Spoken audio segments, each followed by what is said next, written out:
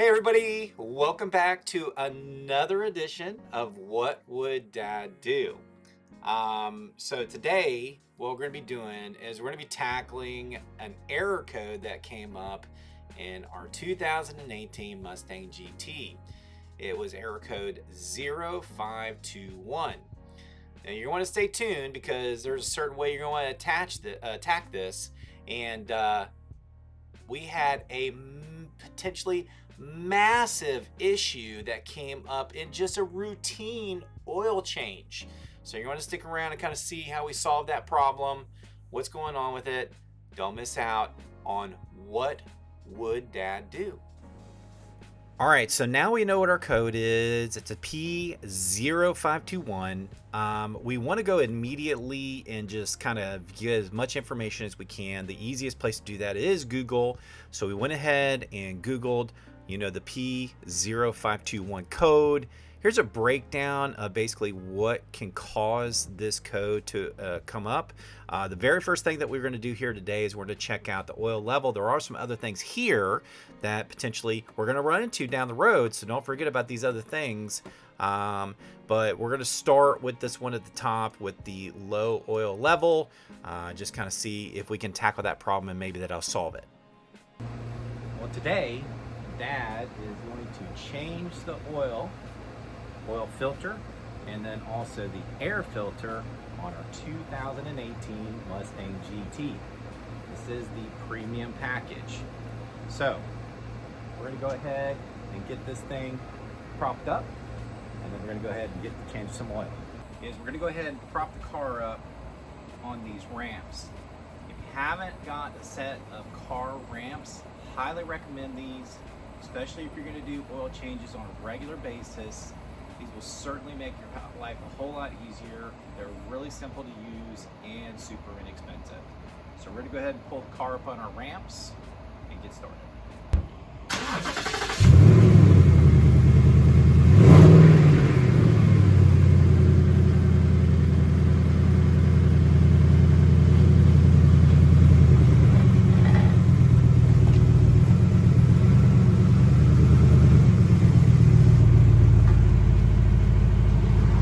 So when you're looking in the car, I know you guys probably already know this.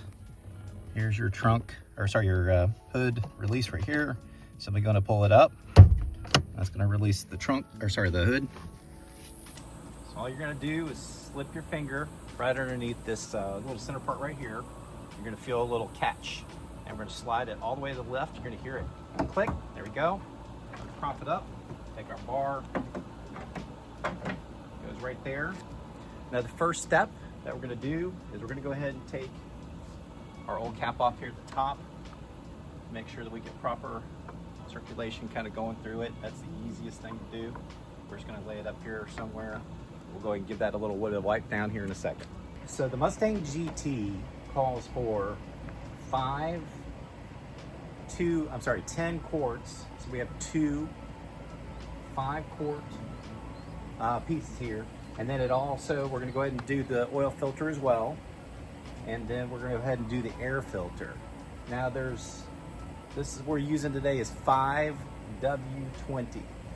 So this oil is a high mileage oil because if your car has higher mileage, as in over 100,000 miles, you probably want to use something like this. We are going with a full synthetic, okay? And I highly recommend full synthetic over just standard oil. It's gonna break down. It's gonna take longer to break down as far as that's concerned. There is some debate as far as which viscosity you're gonna be using here. Well, we're here in pretty hot territory. This is perfectly fine. I would recommend, as far as the oil filter is concerned, change this out. It calls for every time you change oil. I found that that's not quite necessary. I usually change it out every 2 or 3 oil changes. They usually are running deals, there at, I go to AutoZone, and this comes with the purchase of one of these. At least sometimes we're running deals. I just went with STP today because it is the full synthetic. It's giving me what I need. I got the free oil filter with it. Make sure you ask, because most of the oils are typically going to be the same. As long as you're getting the right viscosity and the full synthetic, I think you should be good to go. And then we went ahead and they were running a deal also on this air filter here. So we got the whole setup with STP today. So we're gonna be doing all this. If you just needed to change out the oil, then it takes 10 quarts, okay? And then you wanna go ahead and do the 5W20 full synthetic. That would be my only insight. Other people have other recommendations. Feel free to leave your comments down below, whatever you wanna do. All right, guys, I can't even make this stuff up. Promise you. Look, I came under the car. What do I see? It's dripping oil. This is what that code is talking about. Thank goodness that we got to this in time. There's something going on right here. Right here, you can see it. It's all over it. So normally, you know, for an oil change, we're just gonna go back up here to the back side of this, but definitely we're gonna go ahead and do the oil filter. So we gotta remove these guys right here. I think that's, I don't know what millimeter that is. I'll put it in the comments later, but we're gonna remove all these bolts. We're gonna move this piece of under paneling right here, and we're gonna figure out what on earth is going on back in here. Okay, I've got my drill. I'm using one of these little guys right here. I have enough space now that since I've got it up on the ramps, that we're just gonna go ahead and take these bolts out. Where'd you go? All right, what we're gonna do now, guys, is there are 4 bolts that we have to undo that hold that paneling, that underneath paneling on. So we're gonna remove those real quick.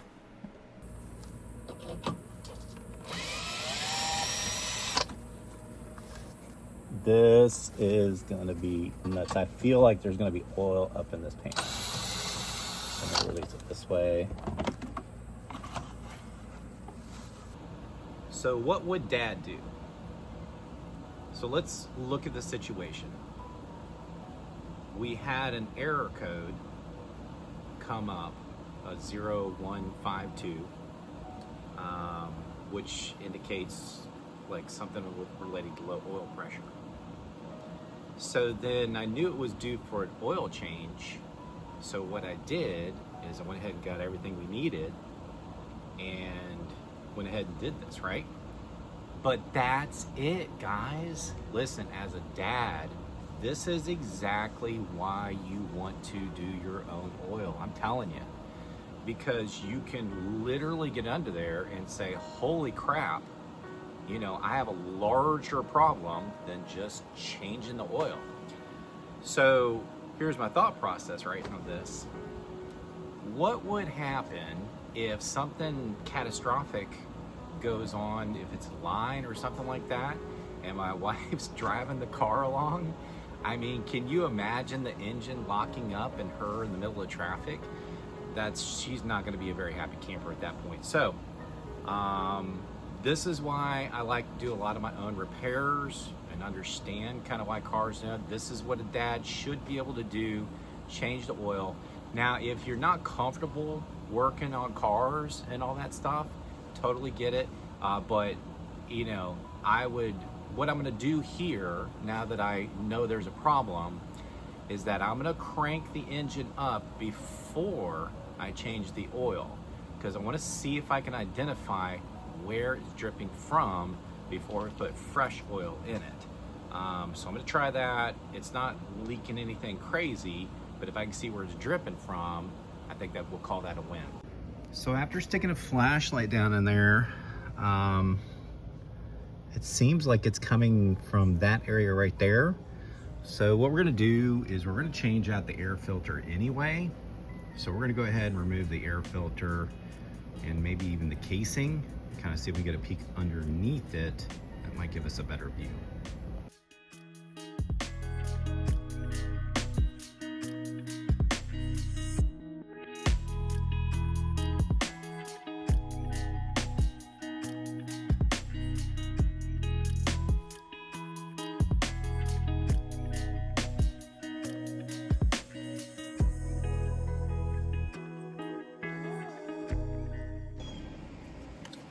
Okay, so this is our old air filter.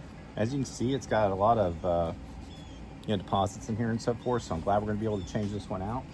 Now we're going to get a peek and see kind of what's underneath the air filter.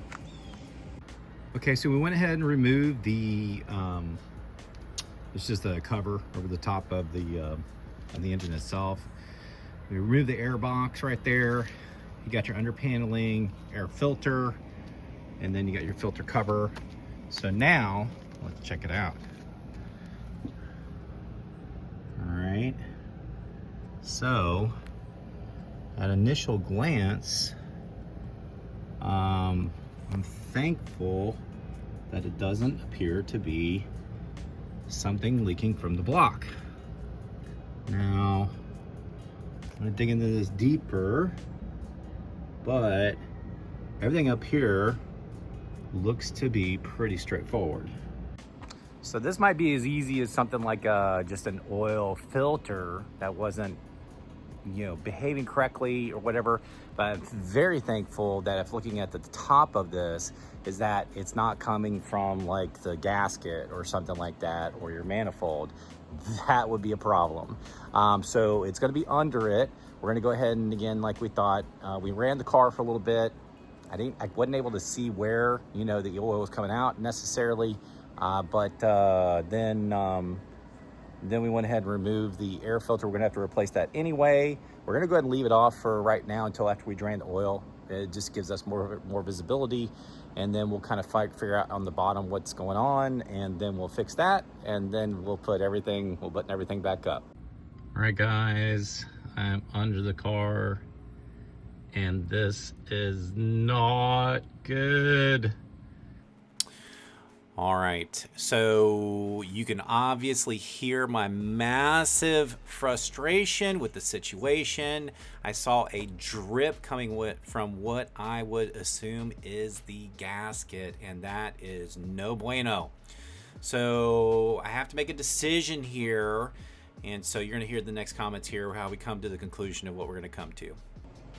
Unfortunately, guys, this is gonna be a bigger problem than we thought. Not gonna do the oil change today because I think after we did a bunch of research online, I think what we have is a valve cover gasket. So here we go. I'm throwing in the towel, man. There's no way. There's no way. Dads, listen, I expect a lot of you guys, but I'm not gonna replace a valve cover gasket. I leave that sort of thing up to the experts. Oil changes are one thing, air filters, the whole 9 yards are all something I expect you to do and want you to do, but when it comes to a valve cover gasket, I leave that up to the pros. So we're throwing in the white towel. I did find one that said something I thought I would inspire you by. Hey, radiate positivity, guys, because you know what it is not? It is not like something catastrophic to the engine. I looked it up online. They said the repair is like, I think $300 to $500. You always kind of got to expect on the high end of that stuff. So I'm expecting at least, if we can keep it around $5, that I would be thrilled to death because it's leaking oil. So what we're going to do now is we're going to go ahead and put the car back together, and then we're going to go ahead and drive it on down to Mavis, which is where our local mechanic is. So we have a mechanic that we use pretty regularly, and I encourage you guys all to find somebody like that in your life. It'll make your life a lot easier if you can find a mechanic that you trust. But dads, this is a tough one, so I'm waving the white flag, man. I'm throwing in the towel because I'm not going to deal with a valve cover replacement. That's just not in my wheelhouse. But everything else was pretty straightforward. So I'll keep you guys posted on what we're going to do. We're going to drive down there, and then we'll be back.